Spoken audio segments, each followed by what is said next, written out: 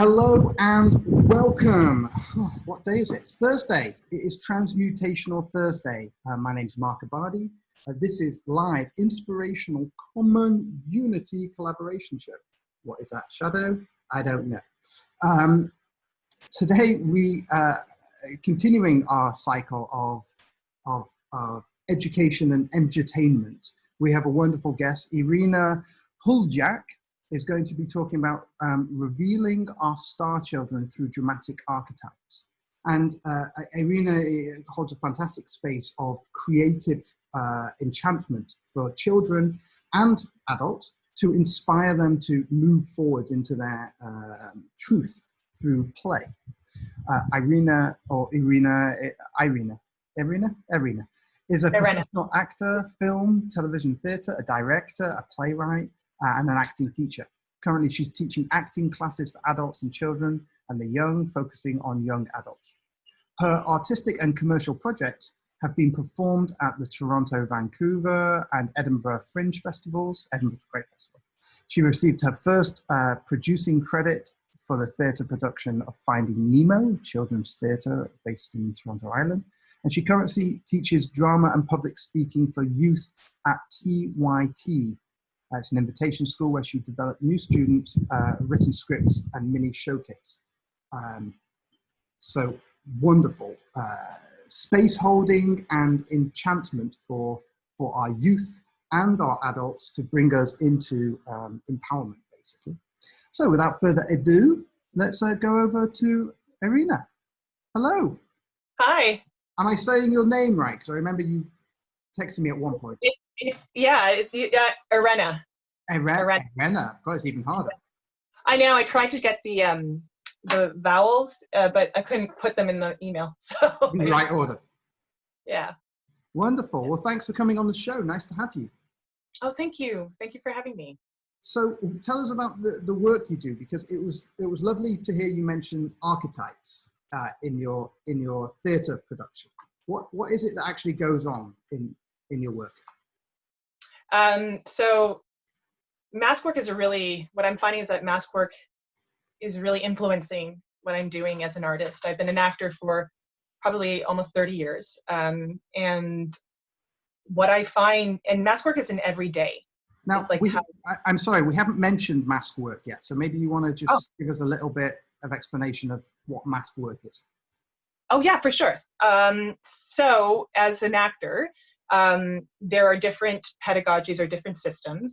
And I had the privilege of working with this wonderful teacher in New York when I was studying, who taught me what mask work was, in that it was more than just putting on a mask. It's putting on clothing. It's a certain kind of identity. It's when you have a priest, they have a certain kind of garb. It's how we present ourselves to the world. And that translated from actually working with masks, a neutral mask, to different types of masks from different cultures, to actually putting on the mask of a character, which maybe there isn't an actual mask on your face, but there's a mask of what we wear. Like, in a sense, what you're wearing right now and what I'm wearing right now is a version of a mask. Right. But through that, it's different than just, a lot of people see masks as something to hide underneath or to create. The way I see it is a liberation to reveal parts of yourself. And in some ways, I was thinking about this before we met today. Yes. What the mask does, whether it's clothing or something on your face, and what actors do is they ask to step aside. It's almost like stepping aside your internal energy to channel something through you, and from that be a vessel. Interesting. So again, a lot of people understand masks as people hiding. Mm-hmm. But you're actually saying the opposite. You're saying that that actually it's revealing more of you. Yeah. Can you speak to how that So there, it's a great question. There's a clarification there. There are people who want to hide behind masks, and you can tell that. You can see it's a sensory thing. But if you understand to have a relationship with the mask, or a relationship really with yourself, it can be revealing. So I'm not sure if I answered that, but what's the difference? How do we make it different from hiding versus revealing? I think the person knows. And also, if you're in a good collaborative group, they will tell you. They will tell you whether it's, they can tell that it's not truth. It's a simple, it's the vibrational understanding when you speak, whether you're speaking something that is extremely intimate to you, or if it's just character work. Like if it's just character work and funny voices and weird mugging faces, that's a mask. You're not really saying anything. What do you mean? Yeah. It's the mask, it's not my character. And it's funny for a moment, but it really gets old. What we're all interested in. I've heard that before about my humor. Yeah, I love it. Funny for a moment, gets old quick. Yeah. It gets really old, and you can tell, you can really see it that someone's not really saying something, but we're always compelled to truth. We really are, and when we hear it, it connects us, and it only connects ourselves to ourselves, but to everyone around us. So that's the difference. Yeah. Thank you. So tell us, how do people, I mean, these masks, are they just like, because there's a lot of people who've been talking about archetypes and like going inward and finding different characters and helping that to process parts of you. What have you found with mask work? Like, what's the, how do you go and find what is a part of you as opposed to a part of you that's hiding? Like, how do you do that? How do you go in? What's the process? I have done it. So I think I started doing it without knowing I was doing it. Right. And it happened to me in the form of plays and taking on acting roles. And suddenly, whether you want to say the universe granted me a speech that just, because I believe this, I don't believe I choose parts choose me.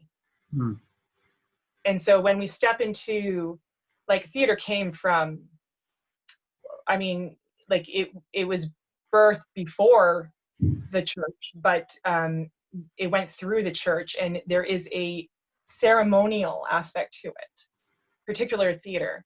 Yes, film as well, because you're sitting in the dark and you're watching, there's an intimacy there that a group of you are watching something together. And so that's when you go to a cinema. But when you step into a theater, there is, it's funny, I actually worked with one of my old coaches recently of taking our bedrooms and our living rooms and finding a way to change the energy so that can be a studio, and that I'm stepping into something to be called into something. Right. And I can search, like, yes, you meet energies. And if I'm looking for something healing, I can go, listen, I want to work on something, but eventually I get granted it. And it's being open to seeing that. Okay, I mean, I like this because it's like this sacred spaces, and we had a person on yesterday who talked about sacred spaces and creating the ritual sacred space. So you're saying, I mean, we seem to be talking the same language. How does this work with kids? I mean, how do kids respond to creating sacred spaces? And so I can't explain it to them the way I'm explaining it to you, because they don't care about that at all. In fact, what's amazing about children is they're not interested in any super heady things, or like egoic. Not that we're being that, but they're not interested in that. They want it very simple and clear. They want to know whether it's fun. They want to know if it's engaging and fun, and they don't want me or anyone to talk down to them. Right. They are souls here coming in from different lifetimes and carrying different information. And in this last class that I did, I was always a little bit like nervous that I was like, am I engaging them? I'm not sure.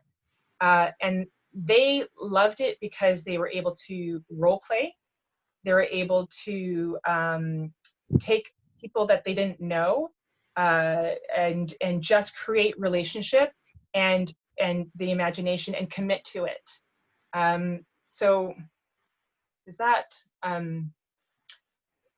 what I see is when I grab a student, like I see what they're going through specifically. I can read, as any parent could, but read a child to what their world is. And sometimes I will somehow instinctually understand that they're going to probably need this piece of dialogue.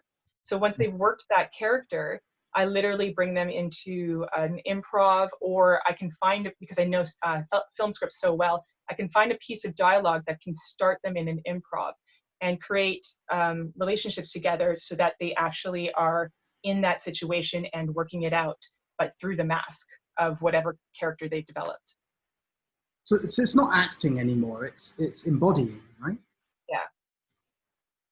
Yeah. So what comes up? What do you notice comes up? I mean, how's this different from like drama class? Because you don't necessarily have to have acting skills, and you don't, it's about, we are social creatures, and I believe that as we're moving towards a more technical base, like COVID has really pushed us online. And I think that it's not necessarily a bad thing, but there's going to be ramifications if we don't understand how to connect. Right. And I think that when this is what the miracle of this situation happened, what I started to notice is that what we do as humans naturally is slowly being taken away a little by little. And there's more problems occurring around the world. And the information that children used to do, like they would play in the streets, no problem. They would, schools used to be a place to go to. Now it's going to be moved online. So there's a way that we're gonna, I feel, need to teach social skills. Right. Not as in like, what does it mean to be in a confrontational but not aggressive conversation with somebody? What does it mean to say your feelings and not hide behind a phone? And I think that that drama class has now, what I've seen, it's not as specific to go to a career. It's how do we work collectively? How do we collaborate? How do we have a collective consciousness? That's what I just am seeing happening.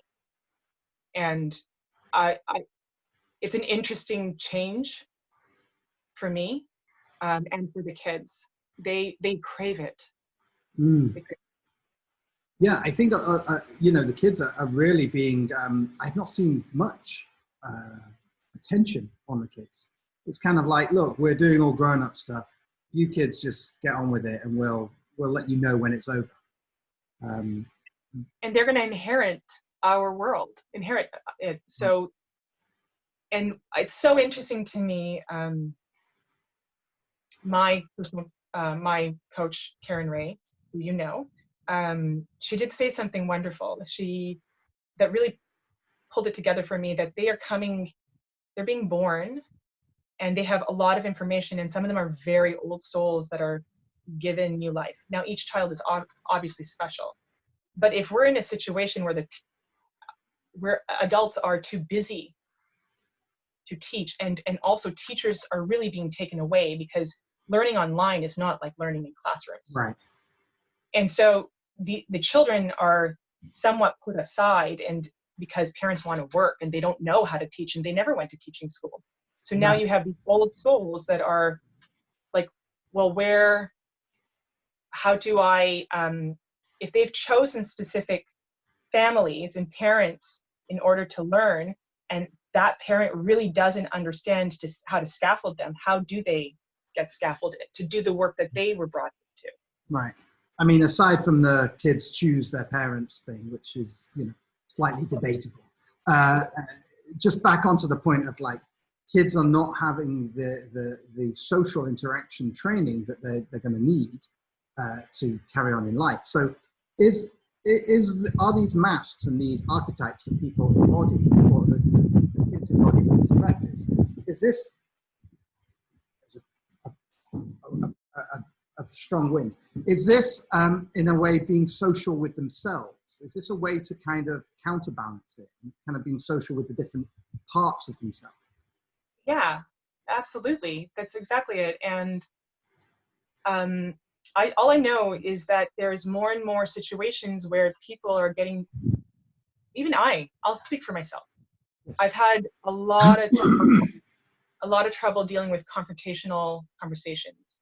Simple things like, please don't do that, or I don't appreciate that. And it's happened I have a therapist right now specifically working on being able to face find my own truth and say, you know, I don't have to cut you off, but I'd like you to not do that. Mm. And because I think that for me, it's easier to go and maybe make a text message or even avoid it. And I think that's being taught right now to little ones. Yeah, I mean, I think generally people are scared of being rejected, right? Which is why they avoid confrontation. Yeah. So is this work, how does this work help people to deal with that element of their fear? I mean, do we deal with fear in these? I mean, so it all becomes, I mean, I'm starting to tread into what I've discussed with my doctor, and I don't have training in this, but it's an automatic reaction, how you deal with something that's uncomfortable. And it goes into the synapses of your brain. And just who is being, if we are being socialized, if I was socialized when I was younger to be used to, okay, uncomfortable moments, they would just be an automatic reaction. Right. But now with technology, it's, even this other example, it's just so much easier to not bother. This wonderful story from a director I recently became friends with, she said, you know, when we were little, I used to go to I'd go hang out with the friends at the mall. It was hard to get there. You know, you had to figure out who had a license, who had the car, who was in the car, who had to go back home. None of us had phones. And at this moment in time, if we're going to hang out, if children are hanging out, they're hanging out on Facebook Live in their bedroom.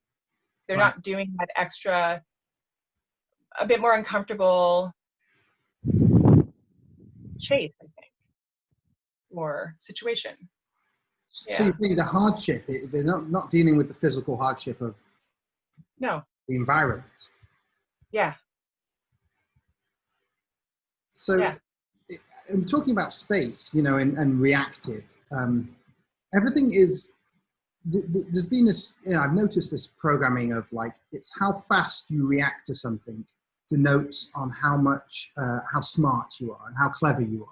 Especially growing up in England, this was very, you know, if you couldn't come back with a witticism within the, you know, first few seconds, then they got you, you know, it's like, and I've noticed this notion of space now, the space to allow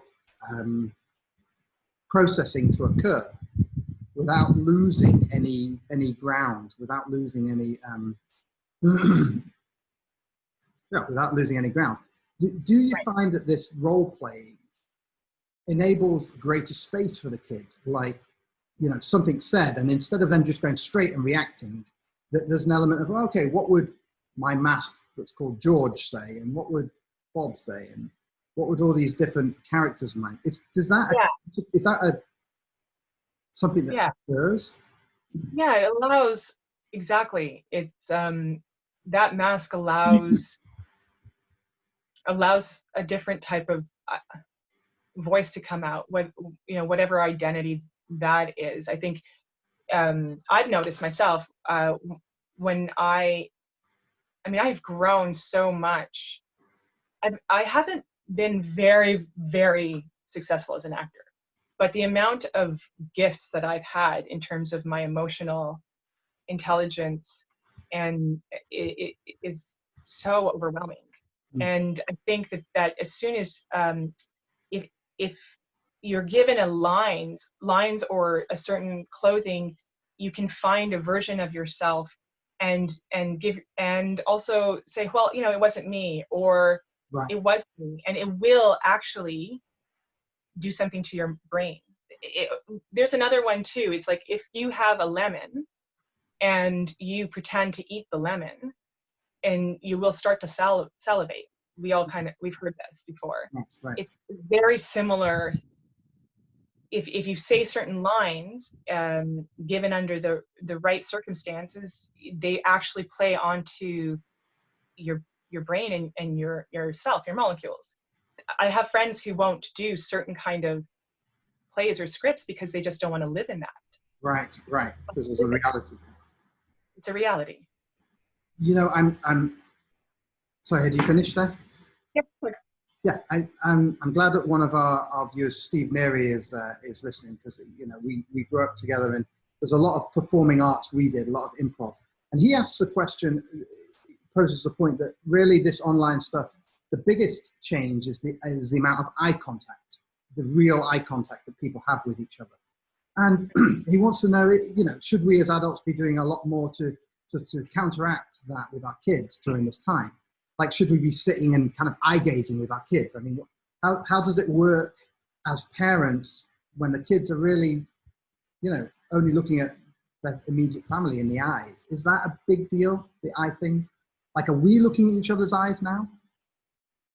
Not a lot. I could.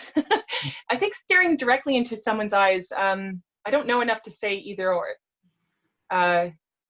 Nobody really stares too much into other people's eyes. There is a practice of staring into eyes, particularly with people who are very close. Right. I think that there's about eye contact in general. There is, in the Western world at least. I mean, in Asia and those different areas, eye contact is, you keep it down unless it's, But here in the West, we're very much like, it's considered respectful to be looking in someone's eyes while you're talking to them. Right. So are we losing something with our kids on this digital realm where they're unable to look at something? Yeah, oh yeah, I absolutely think so. Yes. I think that yeah, absolutely. So what can we do about that? Particularly if, I think you take time with your children and look at them. Take time. I just noticed, like, even when my phone, I'm really busy right now and I'm in my own home. There's messages left, right, and center. And it's going to get faster. I just think that we need to find ways to put it down and then and look and, yes, touch, hug our children and our loved ones. And maybe even, that's a great question. Maybe I will even attempt to put a practice in to look into each other's eyes on camera. Right. I mean, because we're not helping the kids here with the notion of locking down for their digital, to getting them off digital stuff. If anything, we're increasing their digital diet. Karen's watching, and she wants to know, what are you finding out from the kids these days? Or like, how are they feeling, being at home, not seeing their friends? How are they dealing with this? So the main word that I hear is bored. But what that really is depressed and angry. So I do a practice with each of my classes. I ask, quickly name a feeling and put it on your body. A lot of them don't even have that vocabulary. It's just the beginning part. So I'm hungry, it's in my arms. I don't know. But I start to see them move. And occasionally I hear I heard one of my students say the other day, my head's going to explode. And I said, why? And she said, I'm frustrated. I don't want to be home anymore. And that's what I'm hearing. That's what and they're coping with it. And I see kids on my street playing, but they really want their sanctuaries back. And yeah, that's it. Yeah, I mean, don't we all though? Isn't this just the sort of the sentiment of the whole world? Yeah. Yeah. Yes. My husband was like, I can't wait to go out to a concert, you know. So the funny thing was there was a video clip going around of a guy being asked, so you know, you've got to spend your quarantine. Do you A, spend it with your family, or B, and he just before the B gets revealed, he goes B. So it's an ongoing kind of joke about you know, what about the kids spending time with their family? I mean, they probably haven't seen their parents this much ever.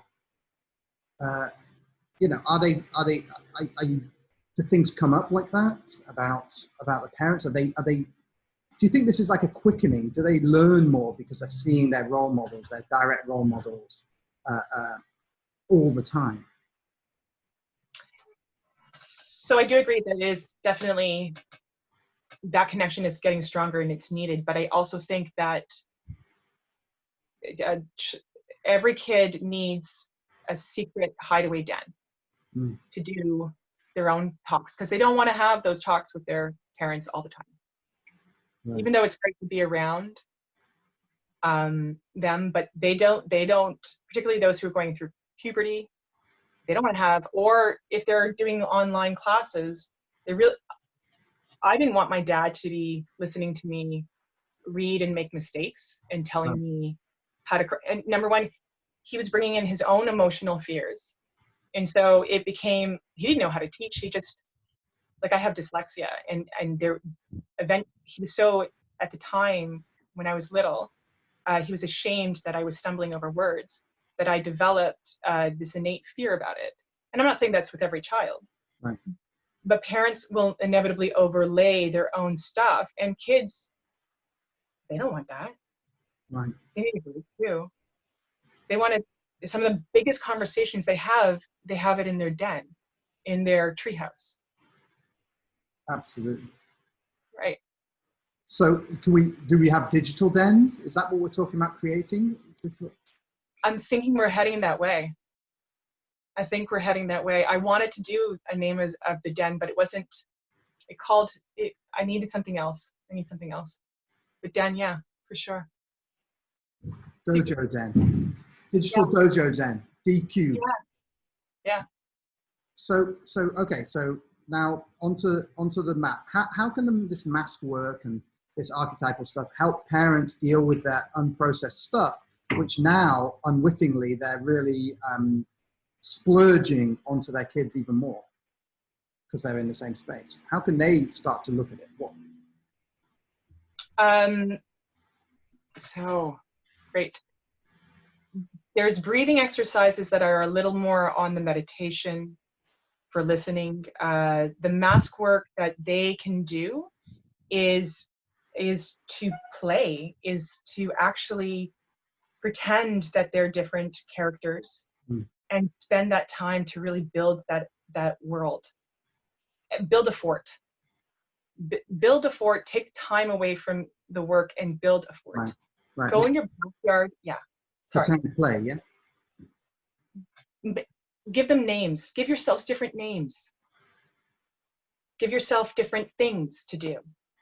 You know, okay, we're in this land.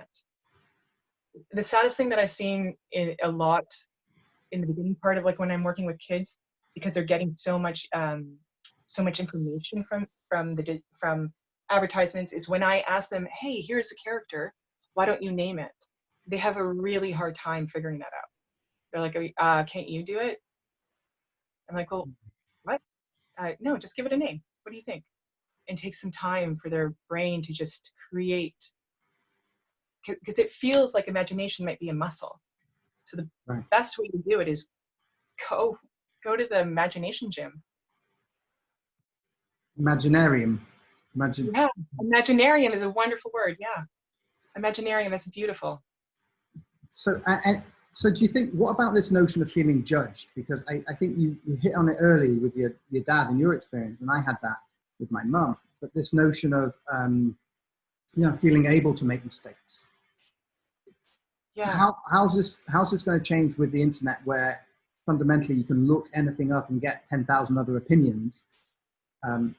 How's this changing kids' ability to be able to make mistakes and make choices? As you said, they won't even choose a name for a character. Right. Well, I think that there's going to be a real growing fear, because on the opposite of, there's an answer I haven't quite gotten to yet, but with my niece and nephew, I get really worried because with the internet, there's something permanent about that. So if you are growing up and you're doing something silly, or very stupid, like most teenagers do, Right. and you catch it on the net, that can actually be there for a very long time.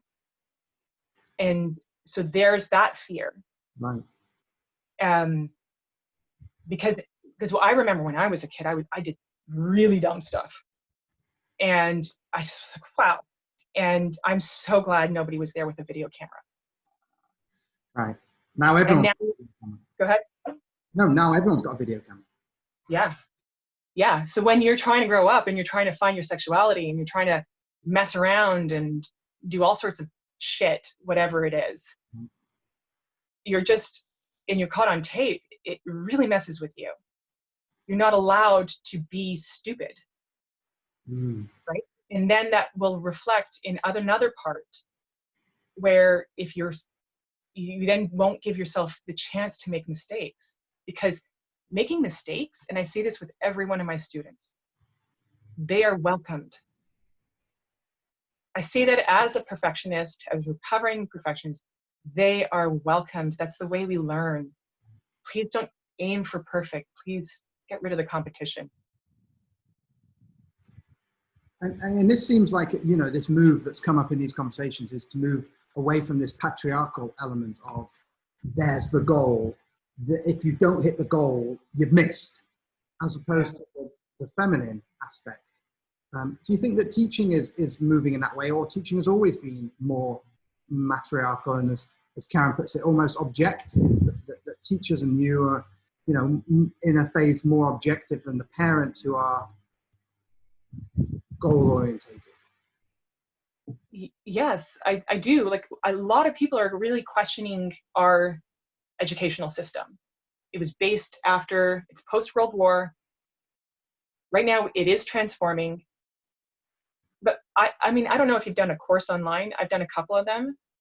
It requires the student to do most of the work. Absolutely. Right? And so that's that change, which I don't know too many 9-year-olds who can do that. Right. But I do believe that there are definitely key people who are asking questions and are attempting to change it, because the system has been broken for a while. My brother didn't finish. I'm so proud of my brother, but he didn't finish grade 11. And he runs a company. He's makes more money than I do. Not that that's a thing, but he's super successful in life, whatever that is. He has a happy family. He's great. But he didn't finish high school, and he was shamed through the whole process. Right. It seems like we need to gamify this. Mm-hmm. I mean, that seems like the only way that you'd get a 9-year-old to do it. I mean, it took me till university to when I was really self-leading my own education. And I fought at school all the way up into that, probably because I was being told what to do rather than being encouraged to find my own path in the game. Have you got high hopes for the sort of 3D world that we can access with this digital revolution, and how? Yeah, I do. How kids might fold into that. Yeah, I mean, this conversation is one of them, right? Right. We're asking the questions because we know, both of us and the people who are watching, we're a little bit, you know, concerned. But it's solvable. It's absolutely solvable. But if we don't figure it out, because I think sometimes humans are really slow to react. It's slow to react, something will happen and it's slow change. But we're here, right? I think that there's a lot of people in a lot of key places that are saying technology isn't bad, it's our relationship to it. Mm. Mm.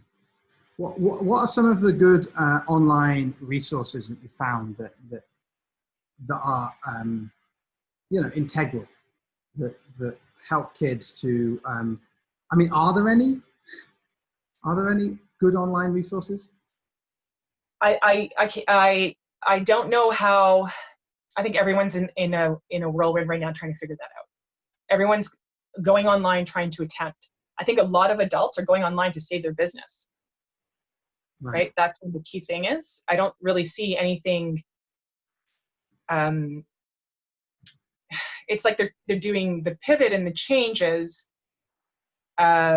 which is all fine, and there is value in that. But I haven't seen anything go, oh wow.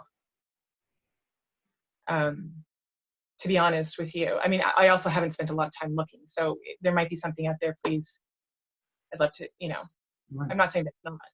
Well, tell us about what you do. I mean, how big are your classes? Is there an online portal?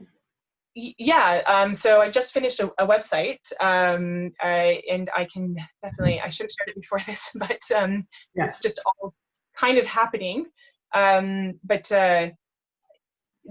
What I'm doing is my classes have anywhere between 6 to 12 children. I find the ideal amount is around 8 or 9, 10, an even number. And we do it an hour long.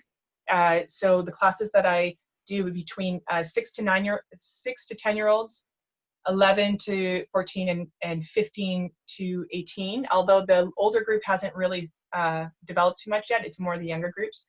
And they all love the hour long. I do it at the moment once a week, but it's moving to twice a week soon. In July, I'll be actually starting a new round of classes, and I have all of that information. Yeah, and that's per group, right? You're going to do it twice a week per group, but you could have 20 groups going on, right? I have at the moment I have 3 groups going on. Right. So 3 groups twice a week, and we're moving into segments of 6 weeks. So, but they are meant as ongoing. And what do you do this through? Zoom? I do it through Zoom, yeah. Hey, what Zoom is really happy about this whole thing. Yeah. Not that it gets any money from us, but I'm sure they'll figure out how to at some point. Yeah, no, they do on the pro accounts. Actually, this is a pro. If they were watching this, they should know. And you're finding it's interesting that the classes have gone smaller, because some people could imagine that because it's online, you could go bigger. It takes time. I want time with development with them. I mean, I maybe bigger is in the future, but at the moment right now, to really work with being in tune with them. Right. Really listening. It makes sense. It makes sense because we've got less information about the person, and we have to get their attention and keep it from all the other distractions. Like, you don't know what's going on in my environment, you know? And so in order to keep my attention as a child, you have to keep coming back to me more than you would in a classroom where, you know, at any point you could just look over and nod at the person. They know that you've tagged to them, and there's an awareness. So I get it. Do you think that the drama classes are different from other types of classes, or do you think all of this should go to this 10 to 12 max people for online?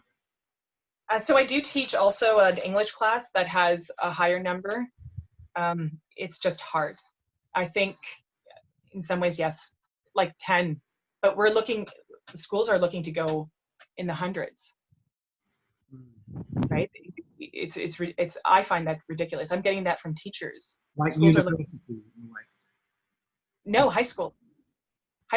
No, I mean like how online universities do. They Yeah. want to just record the classes.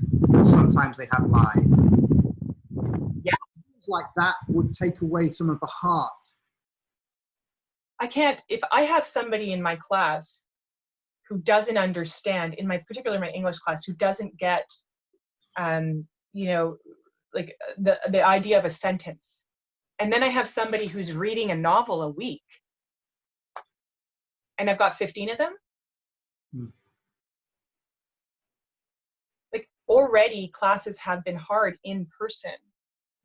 They're hard in person, and what a lot of teachers or what a lot of parents are finding, when they have had frustrations with the teacher, they're now finding what it is to teach. That's what parents are also, not only is it a distraction from their work, but they're also like, I don't know how to do this. Particularly if you have a child with a learning, I don't like this word disability, Right. but something different. How do you give that individual attention in 40 minutes, 45 minutes? Yeah. And so then this drama, going back to the dramatic, you know, I mean, do we call it acting, or do we call it embodying? I mean, I'd rather call it embodying, but I don't think, just for the sake of the kids, they would be weirded out by that. So I would say drama for them, but yes, it is embodiment for me, maybe in a description.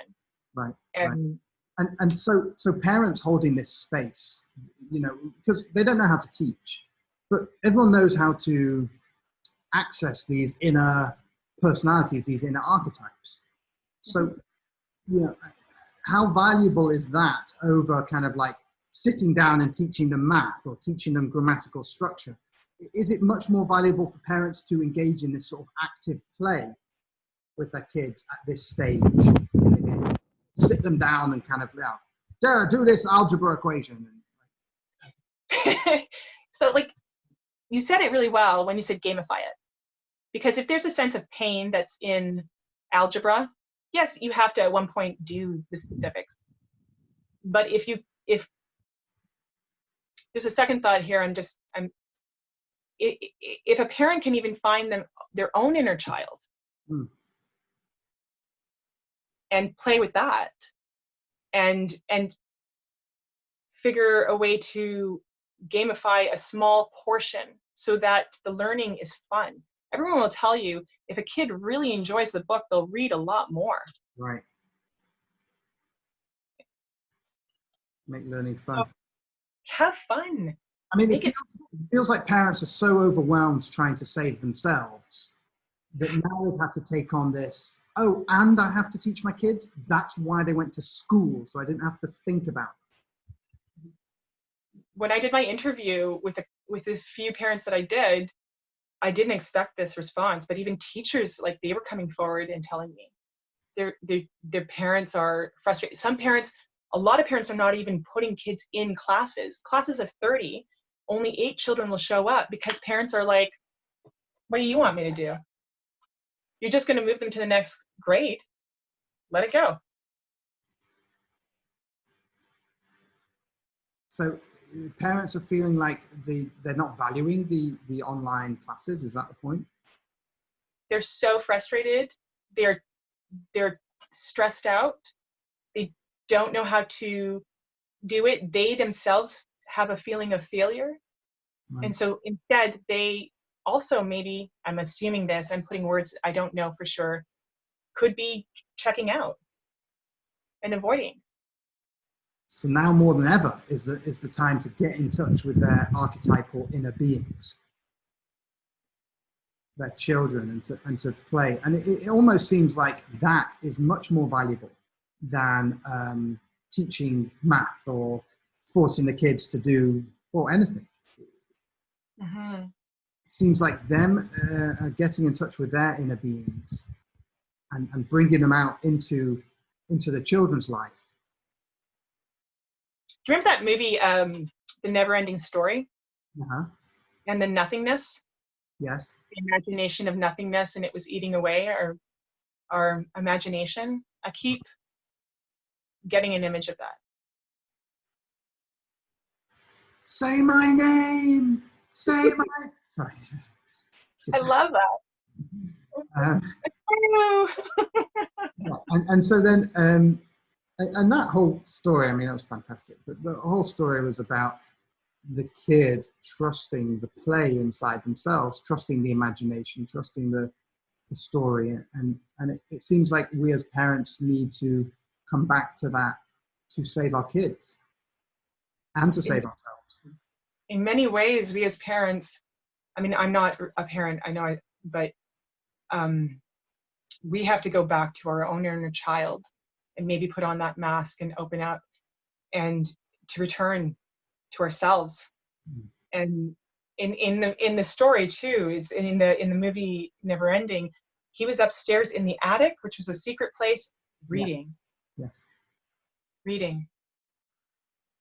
So it's not the goal oriented. In another class that I'm taking right now, that goal, that specific goal, you will be surprised, is a form of unhappiness.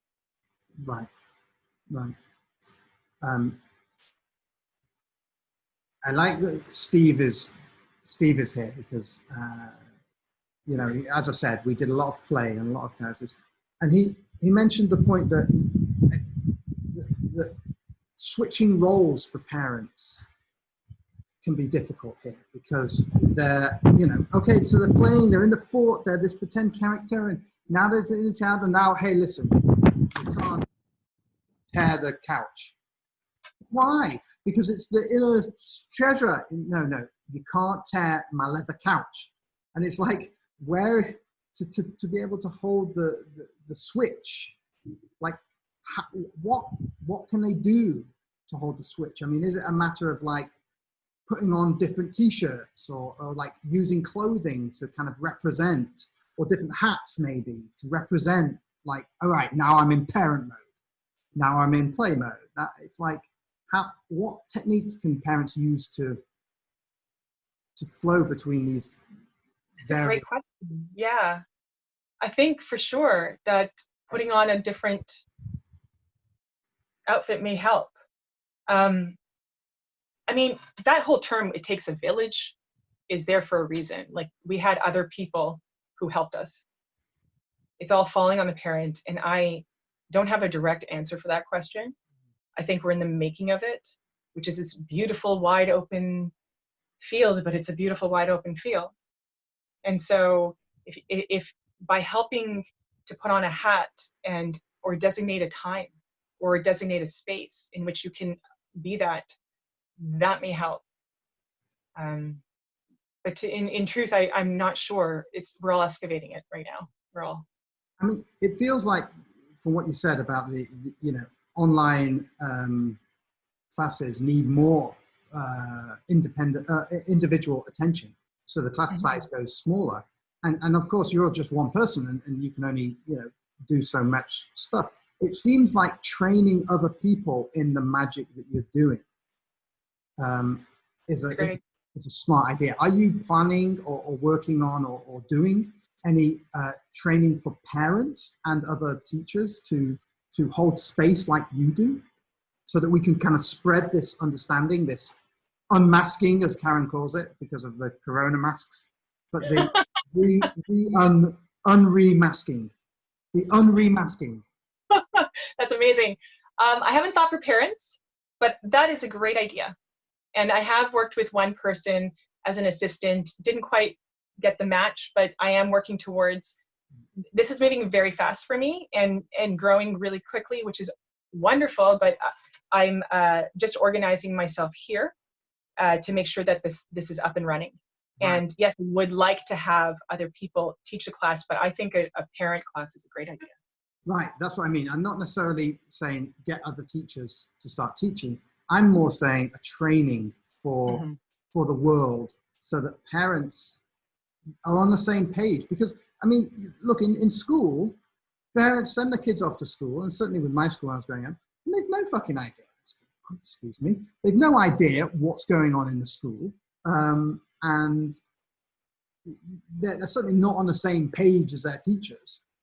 Okay, yeah, you get a parents' day once a year where the teacher comes in and says, yes, Markabadi, it's got great potential, but he needs to focus and stop joking around. I mean, that was my report for 10 years. It was great, it was very smart, great potential. If only he would apply himself and stop being the joker of the class. Like, because that was the fun for me. But the point, backing up, is that it seems like spreading the awareness to the parents seems almost more important than just sort of killing ourselves to teach as many kids as we can. Like, it feels like it's working smarter. Yeah, and I think that the parents also will understand how to be comfortable in their own skin. I think it's for everybody. Yeah, if they look at it more in terms of their own understanding of them, their own heart, and how they communicate. Yeah, absolutely. Great. Okay, so how do people find you? Oh, irenahuljak.com. So it's IRENA-HULJAK. That's where on the front page is the name of the company, Riser, and all the information and my phone number and email. Okay, and you've got a mailing list that you're putting together? Slowly putting it together for sure, yeah. Okay, great. So maybe we can hope to see a sort of a newsletter for parents to give them tips, and maybe you can record little videos and like, okay, here's your weekly 10-minute game that you can play with, or idea. I love it. That's a great idea. I mean, I'm going to start doing that. You're going to get a check-in from me. Perfect. I'm very happy to support that sort of thing. It seems obvious and seems like something that was never really been done because people could just throw their kids in school and forget about them. So in a way, I'm really enjoying the change that's going on, because it's forcing people, not that I like to force people to do anything, but it's creating a space for people to have to look at their processes. Yeah, it is. I'm looking at myself, and I think we all are looking at ourselves. Amazing. Well, Irena. Yeah. Thanks for coming on. It's been such a pleasure to have you here, and thanks for all your great work. This, holding space for the unfolding archetypes of the inner being. Wow, thank you so much, Markabadi. I really had a great time preparing for this, and it was so nice to be here. Thank you so much. Thank you. Thank you. I've just closed off the show, so you'll be off screen. Thank you so much. So what an interesting show with regards to, our children. It's something that is being disregarded, it seems, a lot, because everyone's worried about, well, how am I going to get the money to feed my kids? It doesn't matter about my kids' education. Let's just pause that for a moment. And the kids, they can just go and play in the jungle, in the garden, put them in front of the internet, let them watch TV. This is an opportunity for us, it seems, to embrace our inner children and the different personalities that have grown inside ourselves, which we might not have given space for because we got all serious. Thank you. Because we got all serious and unemotional and cold with what we're doing in life. So now's the time for us to unfold those things and play. And maybe some of the ways that we can move between these notions of, are we the play partner for our kids? Are we the imaginary being, or are we, the parent? Is maybe we can have different hats or different things and say, okay, now I've got the parent beads on. All right, I'm parent here. And literally like play with being different characters, because that's how kids play. And they're missing all of this from not being at school and playing with their friends. So take advantage of this opportunity. This is an opportunity. It's going to feel uncomfortable, but this is an opportunity to dive into your own inner play so that you can support your children's inner play, which will consequently support you. Not to mention they're going to grow up and they need emotional intelligence to understand their inner emotions because they're going to run the country when you're old. So it's obvious.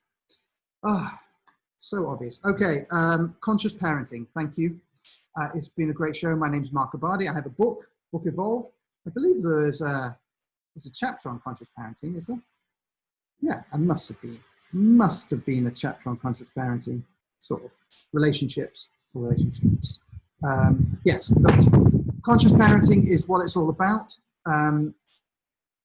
Being brave enough to feel our own inner archetypes and to perform and to be from there. So that's what this is all about. Allow your kids to make mistakes, allow your kids to play, maybe even almost create situations where the kids are in, forgiveness stage. They're in the play stage where they can't be told off for the mistakes they made.